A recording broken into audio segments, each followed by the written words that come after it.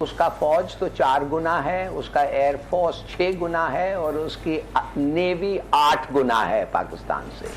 तो हम लोगों जो हैं we are taking on a huge enemy. और चीन जो है हाँ वो मदद करेगा, मगर ये याद रखें चीन किसी और की लड़ाई नहीं लड़ता, चीन सिर्फ अपने लिए लड़ता है। हेलो दोस्तों, मैं हूं आपका दोस्त बिट्टी। अगर आप भी भारत को सपोर्ट करते हैं तो हमारे चैनल को सब्सक्राइब जरूर करें और बेल आइकन वाला बटन भी जरूर दबा दें ताकि हमारी आने वाली वीडियो की नोटिफिकेशन आपको मिल जाए। तो वीडियो को पूरा जरूर देखिए, वीडियो काफ़ी इंटरेस्टिंग और मज़ेदार है। तो जय हिंद, जय भारत। अभी ईरान और पाकिस्तान के बीच में बहुत मिसट्रस्ट है, क्योंकि जो माजी के वाक़यात हैं उसके नतीजे में कोई फौरी तौर पर वो ऐसा नहीं है कि कुछ CBMs ऐसे हों कि वो मामला हल हो जाएगा। बिल्कुल आपने राइटली पॉइंट आउट किया है, लेकिन चाइना की एक बहुत बड़ी इन्वेस्टमेंट होने जा रही है ईरान में, और समझा ये जा रहा है कि क्योंकि इंडिया को चाह बाहर से ईरान ने निकाल दिया है, तो एन मुमकिन है इस बात की, आप समझते हैं कि चांसेस हो सकते हैं कि आगे चलकर कुछ ये जो इस वक्त जो सूरत हाल है मिसट्रस्ट वो उस पर कमी आ जाए। और दूसरा मुझे ये बयान फरमा दीजिएगा कि लद्दाख में चाइनीज़ चले गए अंदर और वहाँ पर उन्होंने कैप्चर कर ली जो भी उनका जो डिस्प्यूटेड एरिया है, एक पूरा पंच मारा उन्होंने हिंदुस्तान को।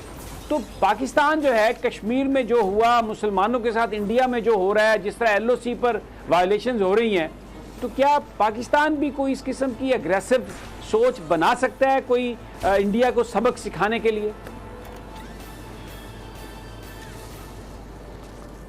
सभी साहब, बात सीधी सादी है कि कल एक आर्टिकल निकला है फॉरेन अफेयर्स जर्नल, जो अमेरिका का एक बड़ा प्रेस्टिजियस पब्लिकेशन है, जिसमें लिखा हुआ ये है कि हिंदुस्तान कुछ कामयाबी के साथ टेरर ऑपरेशंस बलूचिस्तान में शुरू कर दिया है 1-2 साल से, और काफ़ी कामयाबी के साथ। अब मैं पूछना चाहता हूं हमारे लोगों को कि आपका जवाबी कार्रवाई क्या होगा? क्या आप सिर्फ कैजुअल्टीज एक्सेप्ट करते रहेंगे इसलिए कि वो इंडियंस नहीं मर रहे हैं, वो बलोच वो रेबल्स मर रहे हैं और पाकिस्तानी फोर्सेस मर रहे हैं? तो क्या आप चुप करके बैठे रहेंगे? मैं तो समझता हूं कि आप लाजमी शुरू करें हेल्पिंग द कश्मीरी जो मुजाहिदीन हैं, और जो अब बन रहे हैं वो खड़े हो रहे हैं, वो लड़ रहे हैं, you have to help them. और एक चीज़ माफ़ करिए, मैं आपको बता दूं, अगर आप समझते हैं हिंदुस्तान से बात हो सकती है, वो हो नहीं सकती। मोदी के साथ बात नहीं हो सकती।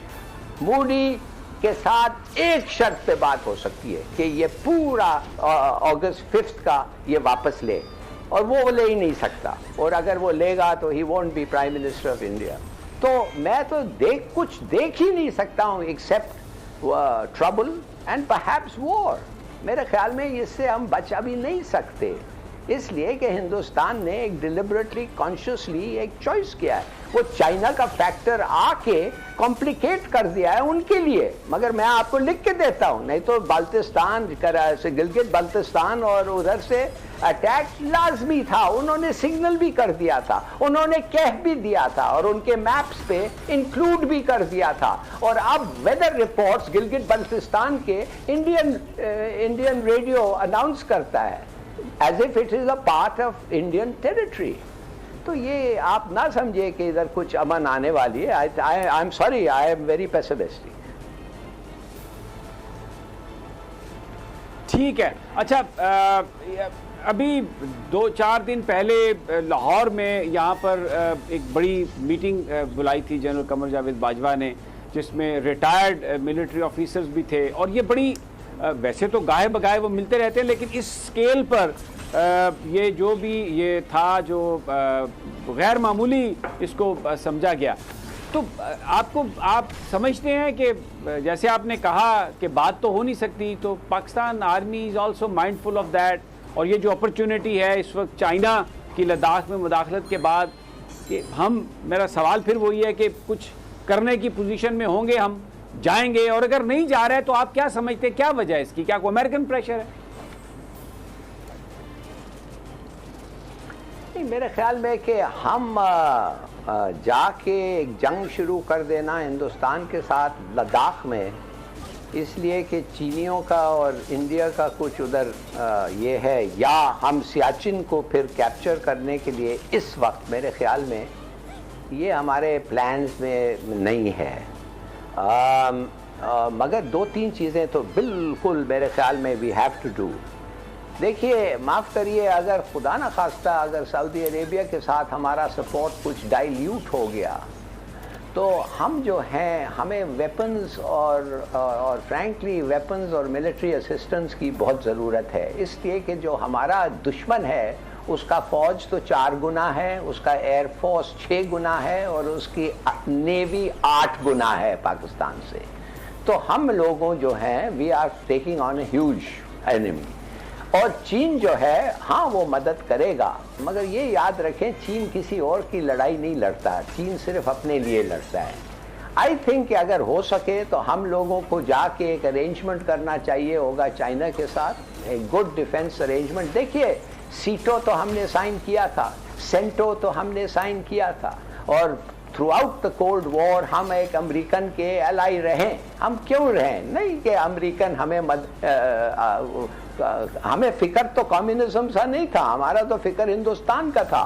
और जब वक्त आया हिंदुस्तान का, जब जंग हुआ तो अमेरिकनों ने हमें सैंक्शन कर दिया, हम लोगों को उन्होंने ये रोक दिया। फिर भी उनसे असिस्टेंस काफ़ी मिला और हमारा मिलिट्री कैपेबिलिटी बाकायदा एनहांस हुआ as a result of American assistance.